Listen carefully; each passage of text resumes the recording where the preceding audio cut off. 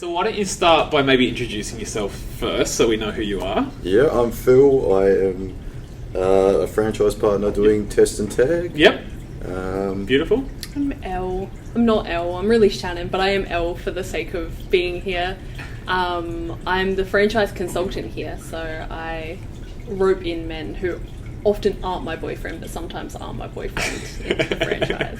Okay, so first of all, people are probably wanting to know why you're Elle and not Shannon, so maybe let's just cover that one Okay, first. I am technically Shannon, but because there's a very small office, and when we were even in a smaller office, it was even worse, and we already had a Shannon, it didn't work out very quickly, which then moved to my middle name, which I hated being called even more because it reminded me of being a kid getting in trouble and copying like the whole name when you really did something bad.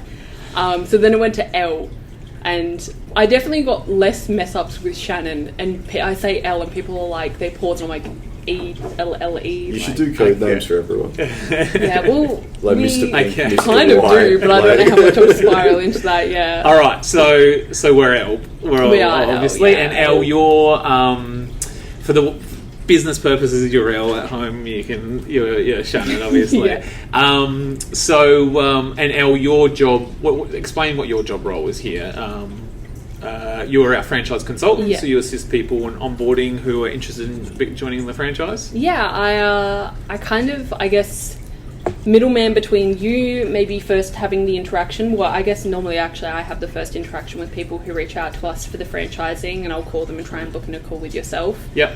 And then from there, depending on how things go, you might speak to them a few times, and then once they've kind of committed to wanting to come onto the franchise, I will help them transition into kind of the process that we have for onboarding people into the franchise and getting them from not having any maybe business set up to getting them fully set up with a business, which is very fun, very satisfying. Yeah, beautiful. So you get a lot of people that put a lot of faith into your hands. It's quite amazing, yeah. I sometimes I'm like, oh my god, yeah, register for work cover, like you need to do this, and then I'm going and trying to read, and I'm amazed by how much I think over probably even the last like 3 months, like even yesterday the conversation about like companies and trusts and partnerships, I'm like, I had no idea. Yep. Like I had absolutely no idea what the difference between a sole trader and a company was, so it is it's been a learning experience. Like obviously my background wasn't in business, so to be able to pick up as much of it as I have, as fast as I have, I'm pretty amazed by. I'm pretty confident in what I do now. I think the first few times it was like a lot of questions to you, and I'm a lot more confident now of just being like, you double check your numbers and you send the invoice when it's due, and you read that all the dotted lines have been signed. So it's very good. It's a very satisfying job helping people start businesses. Yeah, and that's the thing, right? And I know that your role carries on through from onboarding franchise partners to then obviously getting them trained up and all the rest of it, but then you kind of kick back in again in regards to support for the franchise partners. So do you want to talk a little bit about that and what you do for our current franchise partners and how that sort of works from a support side of things? I feel like probably recently with the introduction of the scorecards, it's been a lot more like, we had like a touch-in kind of process for a bit where it was just meant to like call franchise partners and see how they're going, but I felt like compared to actually having like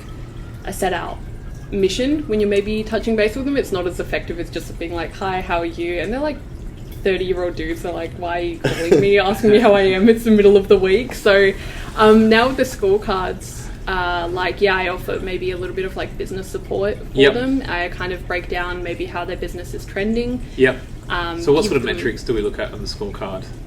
Revenue, ATV, conversion rates, average transactional value. And I think something I found really interesting was that like they had no idea, most people I think that I've spoken to so far had no idea that this was already like there for them. Like they already had a lot of this in our CRM.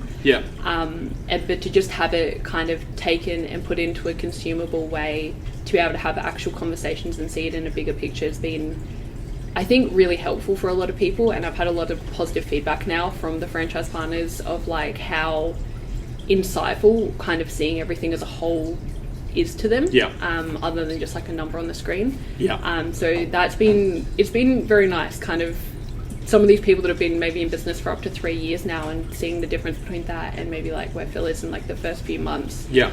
And completely different conversations between those kinds of people. So, and what sort of different? When you say different conversations, what do you know? If you've got someone that's 3 years in, what's the sort of conversations were you having with someone like that?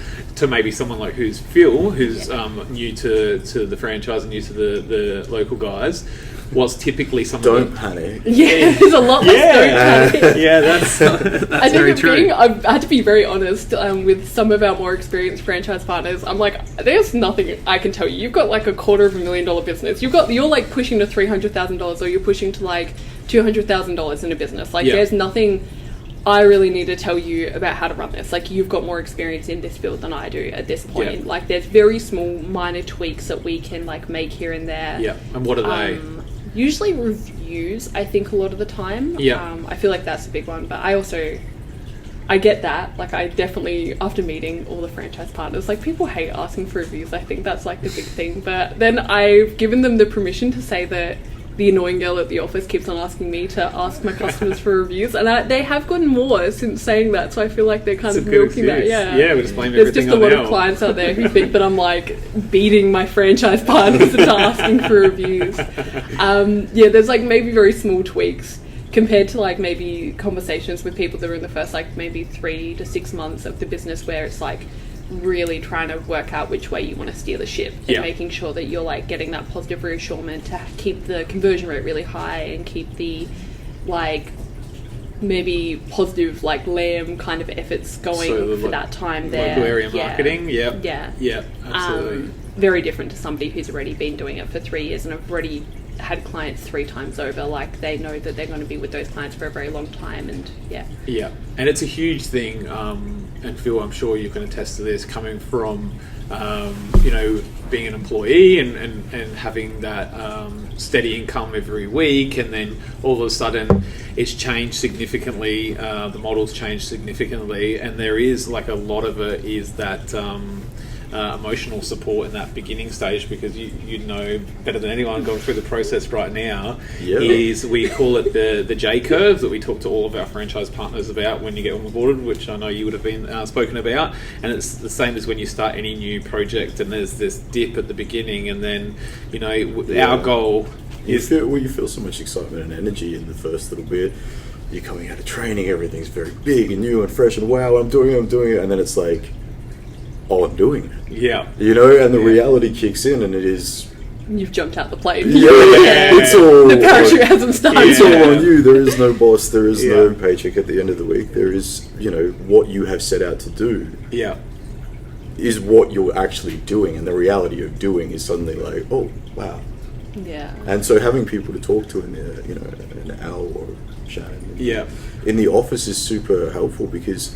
as she says, she's seen people, or talks to people who go 3 years of succeeding in this business. Hey, here's stories of what they did, or here's the story of where they were freaking out at the 2-month mark, or whatever the case may be, and just gives you that little breadcrumb to keep following down the trail to success with yourself. It's funny that you talk about jumping out of the plane. I just listened to a podcast this the other day from Toby Pearce, who's a local South Australian who was one of the founding members behind the app Sweat with Kayla Zenas. And they ended up exiting, I think, for $500 million or whatever. And he was saying starting a new business is like jumping out of an aeroplane and coming up with a plan on the way down. And it's kind of true, right? I'm hoping that doing onboarding, I at least check the parachute before I push them out of the plane. Yeah. Is there actually land, or is it water? What am I jumping into? So Elle's the one that pushes you out of the plane. She just makes sure. I feel like a franchise, you at least have somebody checking your parachute before you're pushing them out. Maybe going out completely on your own in your own business, it's like, no, I'm just jumping, I'll strap it on in midair. So there's a little bit more maybe help with that than starting it your own.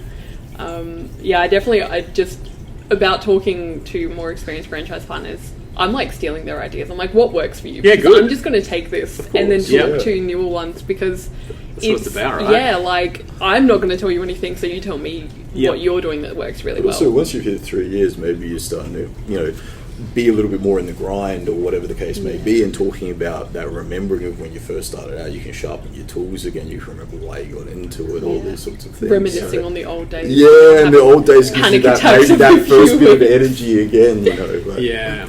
I think as well, like, I know I've heard you on those conversations with those franchise partners that have been around a bit longer, and I know sometimes it's talking to them about, okay, do you need to try and carve some more time out of your day? Like, do you now that your book's so full up, is it about maybe lifting up your prices and, you know, letting potentially the bottom 10% of your customers drop off, and that in turn gives you an extra 10% to fill it up with people at that higher amount?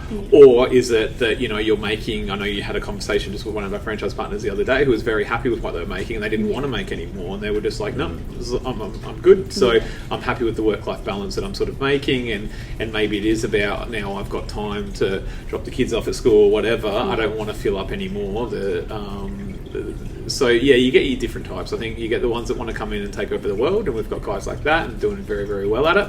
And you've got other people who have gone, I've hit that sweet spot, and anymore. That work-life balance, where I feel like a lot of people come in like looking for the work-life balance, and the money picks up, and they're like, oh, money, like, and everyone loves seeing the money hit the bank account. They get a bit carried away, and then maybe they start getting a little bit further onto the business. They're like, oh, like, why did I do this in the first place? Like, I wanted to do this so I had more time to myself. Like, I wanted to do this so I could have, like, a week off in Bali whenever I wanted without having to ask a boss for permission and stuff. So it's interesting seeing kind of the ebbs and flows of business, and, like, especially from my perspective of seeing it as, like, everyone at once. Because I guess the franchise partners they talk to each other, like, especially the ones within the state, but they don't maybe see the whole business as the whole thing. So it's a very... Like you're fortunate enough to do. Like, I get to look over the whole land of the business in a lot of ways, which is very nice. Yeah. It's a very insightful kind of position to be in. Yeah, absolutely. Okay, cool, no worries. So I think, and I think part of the scorecard part that we sort of, I've liked that we've had many different versions of it, and we've gone back and forth many times, and it's been a really important tool that we've built into the business. And I think now the version that we're on is building that out from the grow model, and the fact that we're starting with the franchise partner's goal in mind first. And I think that that's been a really important element to it in regards to just what we were talking about then. It might not necessarily be, hey, you're at X amount and we want to get it to double that, because that might not be the goal for them. Yeah. So I think it's very much customised. Starting with the goal in mind first. We're flat fee franchise. We're not incentivized in any way for them to be at this revenue or this revenue and this revenue. As long as they're in and they're happy and they're making money, then for us we get incentivized the exact same way. So then we do have the freedom to be able to say, all right, what is the goal, and let's work towards that. And I know that we're starting to document those conversations and then working towards whatever that goal is. So I think that's fantastic.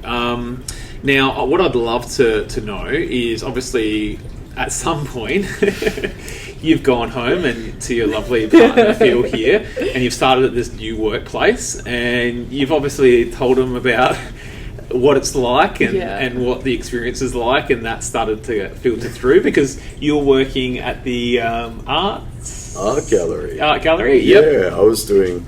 So very different role. Curatorial assistant at the art gallery, helping put on art shows. I think your hair was a bit longer back then. My hair was a bit longer. That makes sense. I had a few more bags under the eyes. Oh, though. yeah, a few more. I helped put on Warhol and Frida, and it was a heck of an experience working there. Okay. Yeah. So tell me about the thought pattern of there. What's happening from your aspect on that, Phil? You've obviously got Elle that's out and she started this new role. How's that started to filter through to you? And I guess how did this seed eventually get planted in your mind to go, is this something that maybe potentially I could look at doing? I think for me, during COVID, I decided to go away and study again because I was in the call center game before that. I was running teams in call centers and working my way up to being a manager and doing all these sorts of like corporate type things. And when COVID hit, got made redundant, obviously that's a bit of a period of reflection for all of us during that time. And I was suddenly like, man, I always wanted to work in libraries. I'm going to go away and do my postgrad and become a librarian. Okay. Yeah. Yep. Thought that was the way to do things. Yep. Did the degree. Because you're a writer, right? I write books. You Yeah, write books. I studied English. Yep. Write books. I've played guitar, been a musician, done pretty much you name it, I've done it. Yep. And then worked at the Parliament Library for a stint. Stopped doing that because the contract ended. Wanted to finish another book. Saw an opportunity to start working at the art gallery. Thought, why not? Yep. Like, the kid in me has always wanted to just go and work in the coolest buildings you can find. Yep. So if you walk around a city and see a beautiful old building, I'm like, heck, I want to go and work in Yeah. that. Yeah. You know, so it was like, yeah, let's go from Parliament Library. Let's go over to the art gallery. That'll be really fun. Yeah. Did you envision it being like a movie where you walk in there and yeah. you pull something More out? like a book. More like a some book. door would open. Yeah, I was just That's like, what I would man, it's think. going to be like all of these art freaks and Yeah. weirdos, and I'm going to get all these cool stories, and it's going to be wonderful. Yeah, And yeah. It was just like another weird opportunity to grab a hold of and kind of start running with. And the thing with working with like libraries is a lot of them are government run. Yeah. And the way, you know, government is going these days, there's no longevity to any sort of work. You don't get given a permanent role. Yeah. You get given short-term contracts, casual work, all of these sorts of things. Yeah. So gone are the days of you think you're working for the government and you've got a job. You go all the way through to retirement, they give you the gold watch and you're out Pension the and- door yeah, and you're the old crust of the government. No, it's not that anymore. Yeah. And like recent statistics that have come out show that, like, you know, some ridiculous number of government workers are casual based. Okay. And you go in and you're new at it, just like the new guys coming on here, you're full of energy, you're like, oh, I'm working with the other guy, this is going to be fantastic. And you kind of realize that they're always going to be dangling the contract in front of you. Yeah. And this is not to speak badly of anyone, Yeah. it's just No, the of nature course. of the beast. Yeah, yeah. And you're always going to be working for someone, and you're always going to be trying to chase down that next contract or that next casual position or whatever. And one night, Shannon was talking about how all of these gentlemen at work were making so much money and almost having to turn away work because I wish it wasn't a good conversation. I was having a right about work. I had a bad day. And I came home.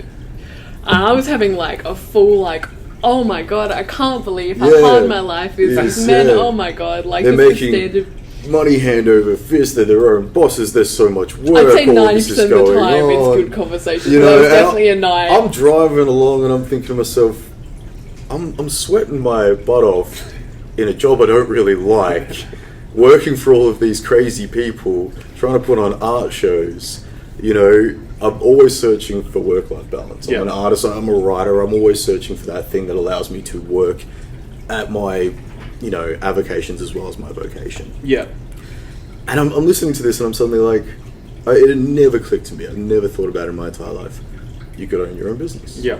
You could be your own boss. You could set your hours for work-life balance and have the support of a franchise that's local, where you could actually meet the owner and meet the workers and maybe even date one of the workers. and What benefit is there? yeah, and then all of a sudden I'm thinking, like, you know, They're all taken out as well. So Yeah. yeah, but it was suddenly twisting around, and I just started saying, hey, tell me a little bit more.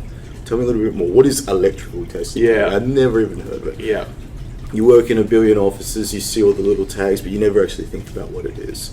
Tell me a little bit more. Tell me about the owner. Tell me about what he's been doing. Like, oh, he's had a crazy life as well. Oh, he's done a myriad of things as well. Oh, that's interesting. That sounds like someone I could have a conversation with. Yeah. Oh, you know, it's not a boss. It's a support network so that you're your own boss, so that you can do, oh, okay, cool. And all of these things started to kind of spiral, and we started talking about it more and more. And in the end, it became almost impossible not to go and do it. Yeah. It seemed like crazy not to go and do it because, in a weird way, it just ticked all of the boxes of what I've been looking for.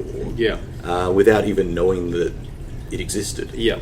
Yeah. Yeah. Yeah. And it was a random night of bitching about our jobs. Yeah. You know, where it just sort of started spiraling from there. I do. I wish it was a. I'm still in shock that you were bitching about your job. I know. I just can't get it. I can't believe that. I find it funny that I really have to reiterate. Like, I did not try to sell a franchise. I was very unintentional. No, in fact, it was. There was no sales pitch whatsoever. It was more just discussion. Well, about I think what it was actually part is. of that was like the honesty of it. Like the frustrations that I had with just being like, oh, and I think maybe you saw that in a way of just being like, she's not trying to freaking sell me anything. In fact, she's trying to dissuade me from it in a lot of ways. Yeah. And then, it was just kind of like, hold on, what do you mean? I just have to put a sticker on. What do you mean I get to set my own hours? What do you mean? Yeah. What do you mean the work-life balance actually exists? It's like, what, that unicorn is actually out there somewhere? Like, you can jump on it? Like, that's bizarre. I think we've both been through so many jobs where you're like, you almost think that the next job will be the one. Like, the same with the art gallery, like, the same with me in science. Like, you expect that next job to be the one. Yeah. And then you're like, oh, no, definitely not it. Maybe a year in there and you're like, oh, I'm ready to... And I think at a certain point you try and force it. It's like the library thing. It's like, as a kid, you start thinking back, what did I want to do as a kid? You know, I wanted to be a librarian. Oh, okay, I'll go and give that a try. Is it realistic? Is it, but it's just, you've got to keep trying, and it's like, maybe just go for the unknown. Yep. Okay, cool. So I know, Elle, then you came to me and approached me. We had a chat about it. We obviously made sure that because you weren't in that role, I guess, of doing leads, you're in a completely different role and all the rest of it. So we made sure that there was, there was a separation there as well, which I think that in your role there was no issues with that. I didn't want to be doing that anymore as well. I didn't want to be like, even in the idea of kind of interfering with like that, I wanted it to be very nice. And even now I really barely, other than doing your support work, I don't have to deal with you too much, which is good. It's nice to separate from the... I'm sure you experience as well, like you just want to go home and be like... Well, you had a similar experience, like you and your wife started the business together and set out on that sort of adventure together, and she did certain parts and you did certain parts. Right. And we started to find which seats in the bus was right for each of us. And I think we were very lucky. I think a lot of couples that go in together tend to fight for the same seat on the bus, and I think it never works. We did do that at the very beginning. I remember we were kind of stepping on each other's toes, and then I think like just through a couple of like frank conversations, like, I'll do this bit, you just bit, and then we eventually just found some bits I was terrible at and Stace was really good at, and other bits I was really good at, and vice versa. So we found which bits we sort of... Computers made me want to jump around and scream. Yeah, we were doing some reporting. Like freak out. Reporting the other night, and I did something, and he was like, if that happened to me, I would have screamed and just walked away from this. And I was like, you just got to do this. Like, it just takes 1 moment. It's really easy. And I'm like, okay. I think that's also like the upside of finding somebody you really love and having like that person who really matches your personality. Like in the grand scheme of things, not to be too esoterical, like we really complement each other in our strengths and weaknesses. So business is just kind of like an asset, I guess, of that in a lot of ways. No, I totally agree. And it was great hearing that story about your journey with it all. They started together and there's a married couple and they've got kids. They're my favourite calls when somebody calls me and says, oh, my wife and I are a bit interested. I'm like, yes. Having that support network is just... Oh, it's so much. They're my favourite ones. Trying to do this by myself. No. And we've got plenty of franchise partners that do them by themselves, but I think certainly... Stronger men than me. I think certainly when you've got that yin to yang and you can do it together and sort of share the load and all the rest of it, it makes a big difference. I know Sean and Renee from our pest control division are very similar. Sean's the same way.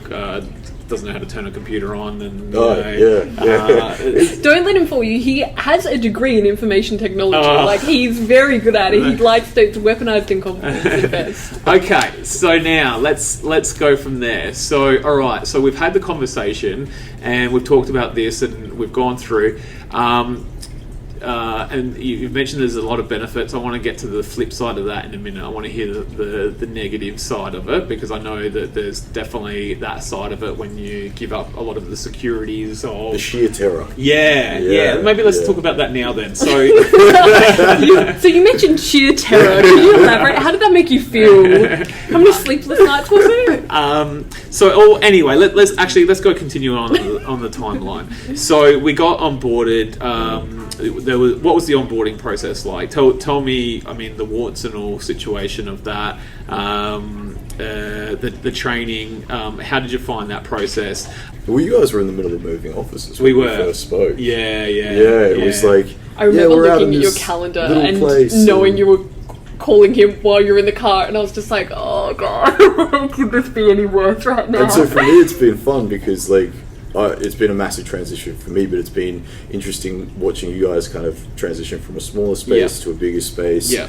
You know, bring things in house a little bit more, bring the training in house a little bit more. Yeah. You know, so it's first phone call. I think you were literally in the middle of moving the offices. I think that's what was going on. We were, but, you know, it was just a good conversation. There was no... How do I say this? There was no businessman trying to sell me something, trying to bring me on, you know, trying to silver tongue me in that way, if that makes any sense. Hey, this is who I am, man in a van, started a franchise business. This is what it is. And you're like, okay, cool. That's good. It either fits your lifestyle or it doesn't. I'm not trying to hunt you down. I'm not trying to sugarcoat it. This is what it is. Okay, great. You know, and then I was finishing up the contract at the art gallery, and I had a laundry list from a literal not laundry Shannon, list. Elle from the office of things that I he copped Elle a few times. And get done. But it was actually good because I didn't want to stop and think too much about it. Actually, take me back a step. It was like documents. We got the documents. I think it was a span of about 4 weeks. But you went. Took them, ran them through with a lawyer. Which was really, really good. He was a really, really good franchise lawyer. Went through absolutely every single detail of what you guys provide. You know, went above and beyond for me, really looking into all of that because, as I already said, I had no idea about small business. I had no idea about franchises. You have this kind of preconceived memory of maybe pyramid scheme franchises and stuff, and you have that weird sort of headline. I think that was very nice going to the lawyer. Well, hearing it from somebody he who was fascinating because he had been through a few for many years, like decades legal, of it. Precedents that have changed on the behalf of franchise partners to give them more protection within the framework of joining a franchise and stuff like that.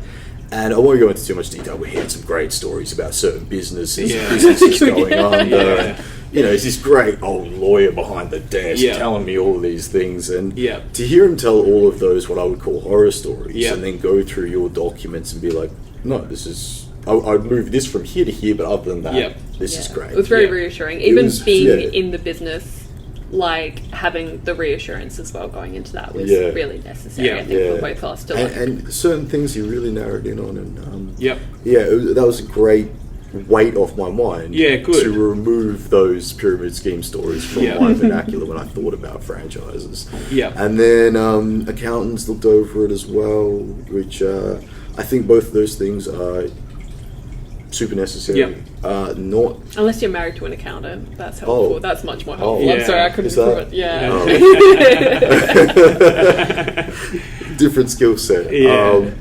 But not. So you did your due diligence, is what you're saying. Not basically. to double check you guys so much as to make things feel more comfortable in my own brain. Totally. You jumping out of the parachute, cool. Yeah, where's the parachute? Where's the cord? Where's this? Where's that? I don't know anything about this. You know, these are the experts. These are the people that do know stuff about it. You know. And you're handing over a huge amount of trust. You're giving up a job that, you know, you're getting paid X amount on, and you've got bills, and you've got, you know, all of these sorts of things. Commitments and obligations, and, you know, you're a dad and all these sorts of things. So, you know, going into all this sort of stuff, you've got all of this stuff to think about in the background. You're going... And zero expertise. Zero knowledge. You know, so, and you've heard stuff secondhand, and that's about as much information as you sort of received. You know, it's that headline mentality, and it's just, you know, I had to put my faith in an expert, and I was really, really glad I did that because it cleared up my own trepidation.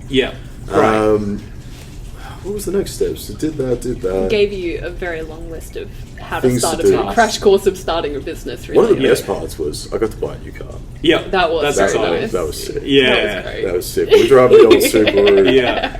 it was a trustworthy shark of a car, but it was on its last legs. That four-wheel drive and sitting above traffic and looking down on everyone. But like, smaller cars seem to be angry around us now, and I can't work out why. Like, I've never been tailgated by a little Hyundai so much in my life. They're jealous. Exactly. So that was actually a cool part of it. Like, an expensive part, but getting a cool the part sign writing, and I'm like, now I cruise around in that, and I'm like, why are people staring at me? I forget there's like local guys on the side of the car as well. So it's very nice. You just got to be careful of road rage in that scenario. That's the hard part. Motorbike next, so we'll get the local guys sticker on that. Anyway, and then all the licenses, they're doing the test and tag.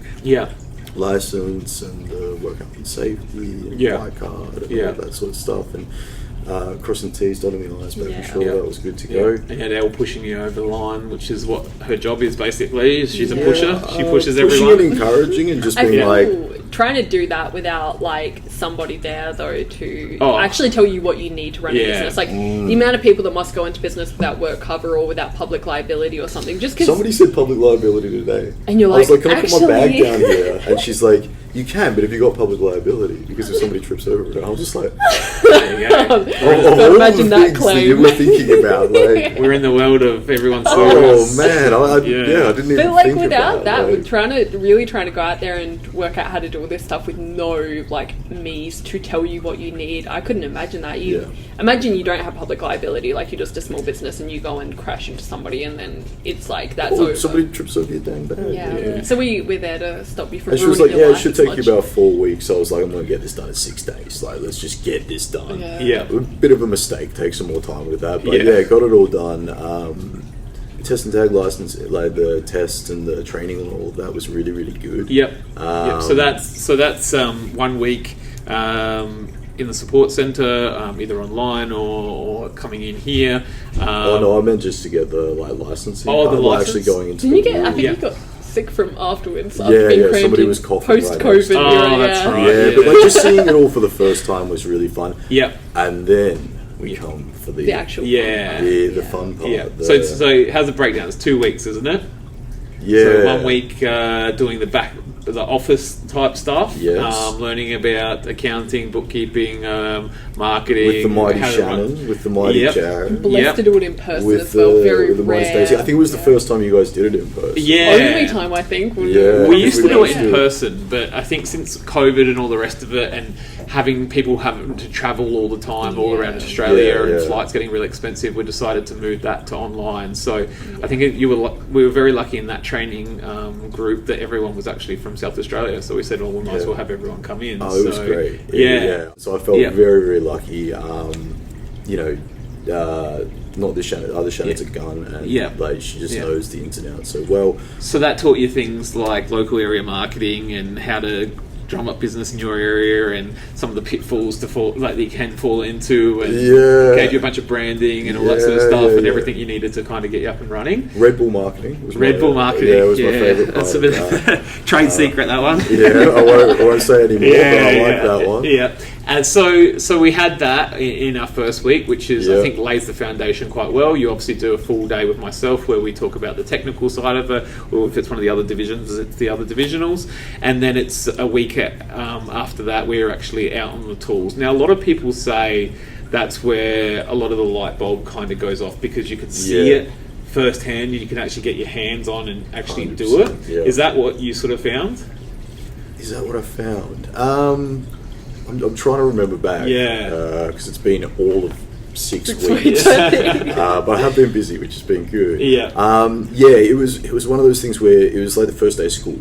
You show up way too early, you're way too over prepared, you just kind of like ramped up, and I was working with Liam, who was did the training with me as well. He's a legend, and we were kind of both there and gung-ho and ready to go, and then the other guys show up and they've been doing it for 3 years. You know what I mean? The juxtaposition of like they're old G's in the game. They've been to the business. Their fifth job for the day. It's like watching you explain it, how quickly you can do it. You know. So there was that that nerves and that first day school vibes, and that can we actually do this, and are we going to make a mistake, and what's going to go wrong? And the beautiful thing about working with people who have been doing it for so long and have so much experience with it, it just knocks all of that trepidation on the head. this is how we show up to the site. This is how we go about it. You know, you set it up in one way for your day. They set it up slightly different. The next person sets it up even more slightly different. And everyone's got their little, hey, I do it, this works for me. This is faster for me. So getting that hands-on experience is just invaluable. Because trying to go out there and doing it for yourself first time without that, I think that first day jitters would almost ruin the job for you on that first one. I'll be on the phone to you just like, man, did I push the wrong button? Is this tag on the right way? Like, you know, my voice breaking and stuff. No, but it was really fun, and we got to see so many different types of businesses, from, you know, pet homes, like where pets go and stay, to like a bowls club with a great old Irishman, you know, showing us behind the bar, and you know, a nursing home that kind of required COVID and flu to get through the door. And it's like all of these little things that I didn't think about maybe enough were just suddenly very apparent. That's one of the things I miss the most about being on the tools myself. The adventuring? We're on the stickers, as Sparky once told me. He goes, you're not on the tools, you're on the stickers, mate. You were just you and Pat riding Adelaide. But that's one of the things I miss the most. You know, now I'm chained to a desk. I feel like we all in the support centre. What are you now with the... And the man with the pest with the desk? Like, I feel like every time you tell us how much you miss, like, being out on the tours, everyone on the sports centre is like, yeah, what are we, like, chopped liver? Like, what is here? And you're reminiscing, like, oh, it used to be so much better before you guys. I gotta say, like, after going from working in call centres, office environments, doing that sort of stuff, as much as I loved it, I had great experiences, I met great people, had the most fun. Like, over the last few months. Being on the road, doing your own thing. Meeting people, seeing different... And you just like those different environments, oh, you know. My God, there's so much fun. Like, so much fun. Grimy. Some places. And then you see a lot of places that people aren't meant to go a lot of the time. And then you go into a nice office with, like, nice clean cabling. And it's all beautifully set out. Easy, man. Go to a workshop and it's just... trash. And you're just like, all right, let's go. No, I know. Like, I've seen, you know, I've been to remote Aboriginal communities to do it. I've been to where they tap phone calls. I don't know if I should say that, but let's retract that bit. Just bleep that bit out. I've you know, with the federal police, I've been to all different types of places all over, and the diversity. You know, you'll be in a fish and chip shop, and then you'll go straight to, you know, somewhere that's, as you say, it's so diverse, completely diverse. And even in that first week with William Nash and Peter, legends all, who, you know, it was just, we're doing this is this style of thing, this is this type of thing, you know, magic. For someone coming into a business or trying to run their own small business. I think the other thing was hearing the, like, hey, this is what my first year was like. This is what my second year was like. This is what my third year's been like. This is where I was feeling a little bit freaked out. This is what I did. You know, like, having those yarns with the guys was... Put you at ease. Again, invaluable. And I think that's the thing, like, I say to a lot of potential franchise candidates, and I know you said to yourself, this is a great ladder to climb. Like, I think in life it's really important to be climbing the right ladder, and, you know, we all go off and climb this ladder, and then you realise, oh, this ladder's only this big, or this ladder's only this big, and it's not any easier. Like, you know, right now, 2 rungs in, there's a glass ceiling on the ladder that you couldn't see. That's right. And you and you hit your head on it, and you're like, can I climb around it somehow? No, okay, cool. And then you spend like a year or 2 years or 10 years trying to climb around. And all you get is a headache. And you just keep getting a headache. And then I think that this is certainly like a very good ladder to climb. I think that it's no easier than anything else in life, and it comes with its own unique challenges and all the rest of it. And like, you're experiencing that now. You're in the hardest period it will ever be is right now, which is, you know, you're in that first... Doing it pretty good. Doing it with style. This is the hardest bit. This is the hardest bit. This is the hardest bit. I'll take this. I mean, you're lucky. You've got this. You live with your coach basically. So you've got.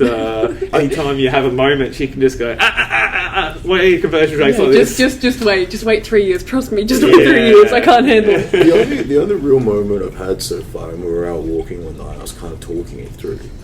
the moment that I had was realizing that I am my own boss. Yeah. And changing that mentality from like, and I didn't realize how much of a switch it was going to kind of require in my own head of going, you don't have a manager, you don't have a boss now. You need to turn that switch in your head. Yeah. And nobody's going to come tell you to take a break. Shannon was saying that to me. She's like, it's just, you need to switch over from being, hey, I've got to show up and, I wouldn't say kiss ass, but play that game, whatever that game may be. Yeah. You have to switch that over. Yeah. You are your own boss now. You need your own tenacity within that. You need your own discipline within that. Yeah. And if you're not showing up and doing it, no one's going to get done. No one's going to kick your ass into doing that. Yeah. Maybe she will a little bit, but and that I think has been the only real mental switch. I think it was hard. Like you're so determined, and it can be maybe we'll get there. Maybe something will pop up. It can be for your own detriment. Sometimes I remember after that it was like you just worked for like multiple just hours and hours straight, and you were like, I didn't take a break. And I'm like, that's stupid. Like that's real stupid. I've got to learn how to take breaks on the job. Did you ever used to take breaks? Like, I was pretty bad. I used to just power down. Yeah, I think that's just a thing where I was like, nobody's going to come and type you on the shoulder to take a break. Like, but it's that accountability in your own head of like, I need to be my own boss. I need to make sure that these things are happening for my own. Conversely, on that, there is a pure joy in suddenly being able to work as hard as you want. Yeah. Finishing the job. Because there is no glass ceiling. There is no glass ceiling. All of a sudden, all of that effort you used to put into your whole jobs and your own roles, and you work and work and work. There's always a bit more work. There's always something else to do. Or there's always not, and you just have to wait there until 5 o'clock to leave. You've just got to wait for 4 hours once you've completed all your work anyway. Now you get to work as hard as you want and see what that feels like. Yeah, and get the return for it as well. Exactly, and it's like, that's interesting. And that's powerful in itself. And that's like, as Elle said, I think sometimes you've got to be, because that is so cool and you're not used to that lifestyle, it's easy just to go pedal to metal for ages. And of course, like, do that. Yeah, I think it's an addictive thing. I think it's like a male addictive thing. Yeah, like, totally. I can just keep on going and then it's going to be done and then I can leave and I can go do something else and I can go make more money and it's like... But what happens when it's a job that goes for 3 days? And I think that's for my maybe experiencing with like seeing people in the third year and it's like, take breaks. Maybe. Like go and eat some food or drink some water and make sure you're like... Like, it is a marathon. Like, it feels like a sprint. Right now, I'm not even going to talk about running with you two. I'm not going to spiral that conversation, but it is like, it feels like a sprint right now, because that first few, you're like puffed out and you take your day off and you're like, oh my god, what am I doing? And then you realise third year, like, it's a marathon, man. Like, you've got to be able to 100%. If you can't sustain this for a week of acting like this, try 3 years. Like, you need to have that mentality, I guess, a little bit. This is why we need strong women in our lives, telling us to remind us of those things, or strong men, whatever you're into. Exactly. Okay, cool. Well, so all right. So I think that gives us a really good understanding of sort of up until the process. So I mean, what's the goal from here? What's the maybe not financial, but what's the goal for you over the next sort of 12 months in business? Like, maybe it is financial. I don't know, but where are you trying to achieve now in your business? Is it? It's a good question. Yeah. That's a really good Or is it question. right now? It's just getting comfortable in the process of everything and just ticking over. Financial, absolutely. Yeah, of course. Consistency. Yeah. I want to be consistent in each aspect of what has been given to me to make me successful. Yeah. Do the marketing. Yeah. Get out there, put your name and your business out there. Make sure you're doing your tax. Yeah. You know what I mean? I've never had to do that. Make sure you're listening to... Quick that, could have just played on repeat. Because it's these little things that, you know, I know how to work hard. Yeah. Tick. That's fine. I know how to show up on time, be a professional. Yeah. Tick. Okay, we've got all of that in the bag. What am I not good at yet? Yeah. Well, there's certain elements of the actual test and tagging itself which I'm still getting. Of course, there's always going to be a technical side. All of that sort of stuff. Yeah. But then it's all of the stuff that goes with running the business. How do you market yourself? How do you present yourself to your area? How do you get better at like closing leads. Yeah. You know what I mean? Making sure you're converting all of those. How do I get better at making sure I'm keeping up with what I would consider boring things? The tax, your housekeeping, the stuff that actually makes your business professional, rather than constantly chasing your own butt, trying to get ahead that little bit. And I would say that that's the first 12 months for me, is trying to get that really consistent, things that I'm not good at. I know I can work my butt off. The rest of it's going to take, a little bit of time, but doing it a routine from now means that 12 months from now, I won't even be thinking about it. And then second year, third year, I can start pushing for that. It's really that growth foundation to build the house on. And if I feel like, especially in that first 12 months, if you F yourself up with that and you don't have those good routines in place to make sure second and third year are just going to be harder and harder for you to maintain that and catch up on, like, whether it's the housekeeping or whatever you need to do. But if you're not seeing those good routines in that first 6 months or first year, it's just going to be I was just about to say the exact same thing. I think it's setting up those healthy habits or healthy routines, and it's exactly like you're talking about. It's making sure that you're rebooking in existing work, because you've already paid for that lead, you've already paid for that client, you've already done the hard work of getting them on board. It's so easy to rebook in again. If you're letting that slip down at the back end, you're nuts. You're screwing yourself over just like repetitively, and it's like always, like, I think about that sometimes when I'm talking to people, like, you're going to pay for this time next year. Like, if you're lazy for this month or wherever it is, this time next year you're going to be like, oh, why did I do that? 100%. You're going to kick yourself so much. Like, and same with like local area marketing. Like, I always say to everyone that comes on board, you'll never be as motivated or excited as you are in that first period of your business. So if you don't build those habits, then when you've got the motivation the highest, you'll never do it in year 2 or year 3 or whatever. But if you build that into just what you do, same as like asking for reviews or whatever, if you just build it into there, it might feel uncomfortable, but you do it a bunch of times and all of a sudden, like, it's just done. Like, same with again, local area marketing, things like that. And then all of a sudden you've just got this business that's just organically grown, like just healthy habits. We talk about it in the support centre here, and it's no more important for our franchise partners than it is for us. And if you set that up, then you're building that strong foundation that you're talking about, and then you've just got this great business. Well, I think that's amazing. I think thank you so much for coming in, guys, and taking the time to meet with us. As I said, you guys have a unique story, and I think it's a really good story, and like, we're really excited to watch the business continue to grow and watch that repeat clients come in and all that sort of things, Phil. So I think great work, mate. We're just excited to watch the business grow and thrive, and wish the best for you. It's a lot of fun. Yeah, beautiful. Okay.